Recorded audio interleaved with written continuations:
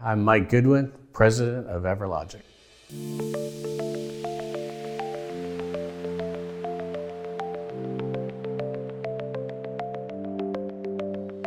EverLogic was first created to solve a problem for RV dealers. And so 21 years ago, my father-in-law had a bunch of dealerships here in the Southeast, and he was taking all of that data that he was putting into a DMS system that had its own internal accounting system, and he was re-entering everything into QuickBooks. And I was like, why are you taking all that data and having them rekey it? We could probably just build an interface to the QuickBooks system to be able to send the data directly out of the DMS that you're currently using. You know, the problem we were trying to solve was basically giving dealers an option of having a full operating system to run their dealership, but also tied into like the most popular accounting system for small and medium-sized businesses out there. And so essentially we decided just to build our own system, basically build a desking module to start with all of the dealership's data saved onto a server, because we're kind of like one of the first cloud-based solutions. You know, we were in the cloud before the cloud was known as the cloud, kind of thing. So Microsoft had come out with this new technology at the time, which allowed you to build an installed application that would run on your desktop,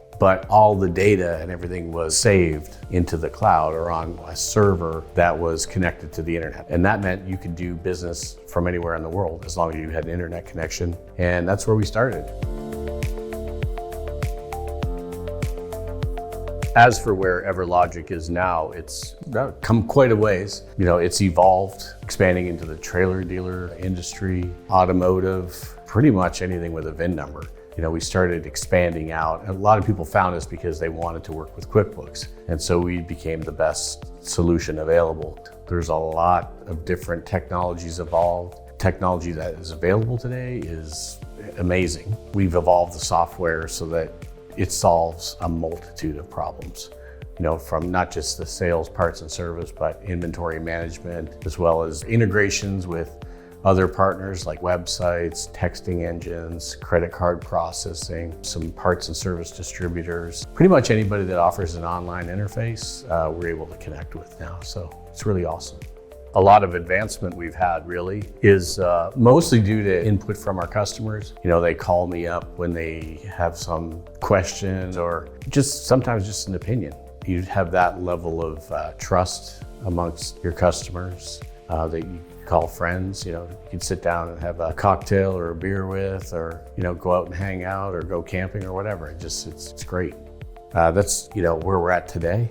But as for the future, well, we're going to stick to our core. You know, we're a software company. So first and foremost, you know, our objective is to produce great software and make sure that we support it. So that's not going to change. But we are developing a new user experience. If you're not changing or evolving or making things a little bit better incrementally, then you're kind of getting lost. And what we decided to do is to kind of take the technology that we have today that's available on the desktop as well as the mobile app and bring it to a full web-enabled version, meaning a web client, meaning where you can run it on pretty much any machine that has a browser. That's going to enable us to vault into the future. And then the second biggest initiative that we're taking is building a kind of a bigger reporting engine, more flexibility for dealers to get reports that are very specific to how they're doing business, but be able to offer that more quickly than what we're currently able to do. So that's kind of where we're going. I mean, I've learned a lot in 20 years. Probably the biggest two lessons that I've learned is patience and trust. You know, we've got really great employees and great team members here, and I've really grown as a leader, I feel. And most of it has to do with picking and having the right team members and then trusting them to be able to do exactly what it is that they need to do. We've got a team now that everybody shows a lot of their own initiative. They come up with great ideas, they implement them on their own. And really it's just about, you know, trusting them and then having the patience to see what the results are. And I think that's the biggest lessons I've learned is to basically sit back, be patient, trust the people that you've brought in to work here, and just kind of watch them flourish. And it's been really great.